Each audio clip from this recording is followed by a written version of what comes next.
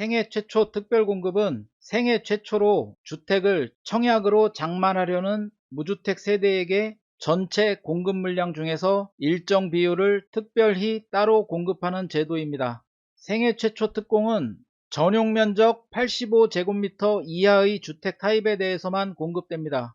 공공분양의 경우는 주택 타입별로 공급량의 25%, 민간 분양은 공공택지와 민간택지에 따라서 차이가 납니다. 공공택지 민간 분양은 공급량의 15%, 민간택지 민간 분양은 공급량의 7%입니다.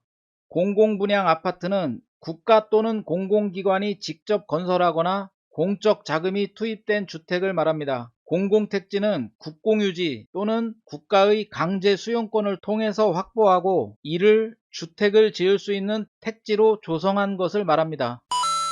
택지개발촉진법에 의한 대규모 공공택지로서는 1기, 2기 신도시가 있습니다. 공공주택 특별법에 의한 대규모 공공택지로서는 남양주 왕숙, 하남 교산, 인천 계양, 고양 창릉, 부천 대장, 광명 시흥 등 3기 신도시와 과천 공공주택지구, 안산 장상지구 등이 있습니다.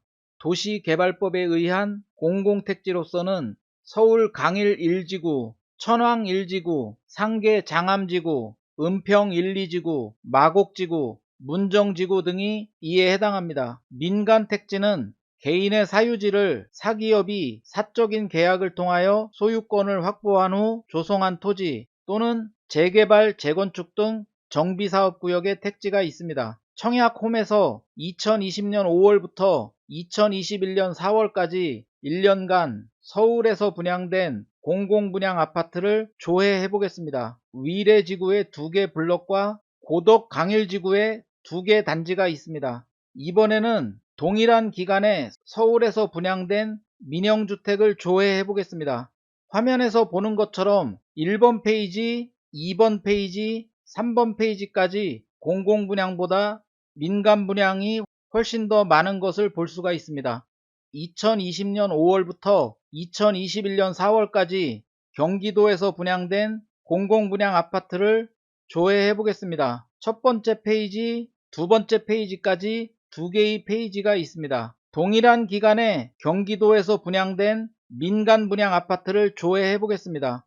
아래쪽에 10개의 페이지가 보입니다. 그리고 13페이지까지 민간 분양 아파트 리스트가 있는 것을 볼 수가 있습니다. 전체적으로 보면 공공택지에서 분양되는 민간 분양 아파트가 가장 많습니다. 신도시 등 공공택지에서 민간 분양 아파트가 많은 이유는 공공택지 중에서 일부는 국가나 지자체, LH공사 등이 직접 시행사가 되어서 아파트를 건설 공급하고 나머지 아파트 용지는 추첨 또는 경쟁 입찰을 통하여 민간 건설사에 공급하기 때문입니다. 국토교통부에 따르면 앞으로 3기 신도시에서는 공공이 주도하는 공공분양 아파트의 비율을 현재보다 훨씬 더 늘린다는 방침을 발표한 바 있습니다. 생애 최초 특별공급의 특징을 보겠습니다. 일정한 요건을 충족한 자들을 대상으로 100% 무작위 추첨으로 당첨자를 선발합니다. 전용 면적 8호제곱미터 이하만 공급 물량이 있습니다. 8호제곱미터 초과인 주택 타입은 생애 최초 특별 공급 물량이 없습니다. 8호제곱미터 이하라 하더라도 투기과열지구의 분양가 9억 초과 주택은 할당되는 물량이 없습니다. 네 번째로 생애 최초 특공 등 특별 공급은 정책적 배려가 필요한 무주택자의 주택 마련을 지원하기 위하여 일반 공급과 분리해서 청약 신청을 할 수 있도록 하는 것이지 공급 가격이 더 저렴한 것은 아닙니다. 일반 공급과 가격은 똑같습니다. 다섯 번째로 특별 공급의 당첨 횟수는 1세대당 평생 한 번으로 제한됩니다. 세대에 대해서 살펴보겠습니다. 모든 입주자 모집 공고문에는 세대의 정의가 나와 있습니다. 청약에서는 세대에 속한 사람만이 자격 검증 대상입니다. 같은 주민등록에 등재되어 있어도 세대의 정의에 포함되지 않는 사람은 청약에서 전혀 고려하지 않아도 됩니다. 이 부분은 신청자의 직계 존속입니다. 이 부분은 신청자의 배우자의 직계 존속입니다. 이 부분은 신청자의 직계 비속입니다. 며느리와 사위는 직계 비속의 배우자입니다. 파란색 부분의 사람들 중에서 신청자의 주민등록등본에 기재되어 있는 모든 사람이 세대원입니다. 만약 배우자가 세대분리를 해서 별도의 주소에서 주민등록을 한 경우에는 배우자의 주민등록등본에 기재되어 있는 모든 사람도 역시 세대원에 포함됩니다. 정리를 하면 신청자의 주민등록등본 또는 배우자의 주민등록등본에 기재된 신청자의 직계존속, 배우자의 직계존속, 그리고 직계비속, 직계비속의 배우자 모두 세대원입니다. 신청자의 형제자매나 배우자의 형제자매는 직계존속이나 직계비속이 아니기 때문에 세대원에 포함되지가 않습니다. 신청자의 직계비속, 즉 아들이나 딸이 학교 또는 직장 등의 이유로 주민등록을 달리해서 원룸이나 기숙사 등에 거주하고 있으면 청약에서는 세대원이 아닙니다. 계부, 계모는 직계존속이 아니므로 동일 주민등록등본에 기재되어 있어도 세대원이 아닙니다. 화면에서 신청자의 아버지가 재혼을 해서 계모가 신청자와 같은 집에서 주민등록을 같이 하고 거주를 하더라도 세대원이 아닙니다. 따라서 계모가 주택을 몇 채를 소유하든 월 평균 소득이 얼마이든 생애 최초 특별공급 및 모든 청약에서 자격 검증 대상에서 제외됩니다. 형제자매 역시 마찬가지입니다. 청약 신청자 또는 청약 신청자의 배우자의 형제자매는 직계 존비속에 해당되지가 않습니다. 따라서 동일 주민등록등본에 기재되어 있어도 세대원이 아닙니다. 청약 신청자가 재혼을 한 경우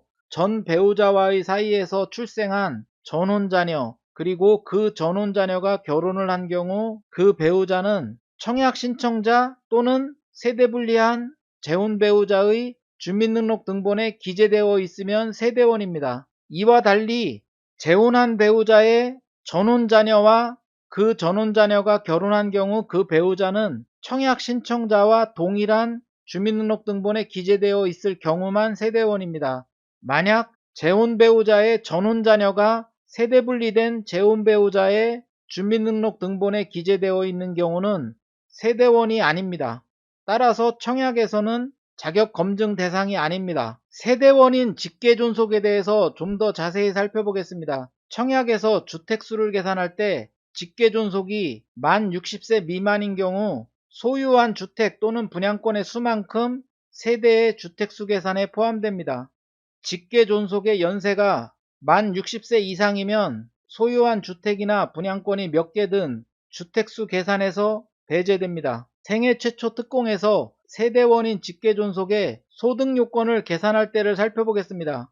청약 신청자 또는 세대분리한 청약 신청자의 배우자와 1년 미만으로 같은 주민등록등본에 기재되어 있는 경우는 소득요건 계산할 때는 가구원수 계산과 세대원의 월평균 소득합산 대상에서 배제합니다. 1년 이상 주민등록등본에 등재되어 있는 경우만 가구원수에도 포함되고 월평균 소득합산 대상에도 포함됩니다. 직계존속과 달리 직계비속은 무조건 생애 최초 특공에서 가구원수 계산과 세대원의 월평균 소득합산 대상에 포함됩니다. 청약을 위한 세대분리와 취득세나 양도소득세법의 세대분리 기준은 다릅니다. 청약은 만 19세 이상으로서 주민등록지를 달리하면 독립세대로 인정됩니다. 사례를 살펴보겠습니다. 부모님은 평생 주택을 소유해 본 적이 없는 무주택자입니다. 두 아들과 함께 동일한 주소에서 동일 주민등록등본으로 한 세대를 구성해서 살고 있습니다. 큰아들은 30세 미만의 1주택자이고 둘째 아들은 무주택 대학생입니다. 이 경우 해당 세대는 1주택자 세대입니다. 생애 최초 특공을 신청할 수가 없습니다. 만약에 큰아들이 주소를 옮긴 경우는 세대가 분리되고 독립한 세대로 인정받습니다. 이 경우 부모님의 주민등록등본에는 작은 아들만 세대원으로 등재되어 있을 것입니다. 부모님과 작은 아들 모두 평생 주택을 소유해 본 적이 없는 무주택자이기 때문에 생애 최초 특공 청약을 신청할 수가 있습니다.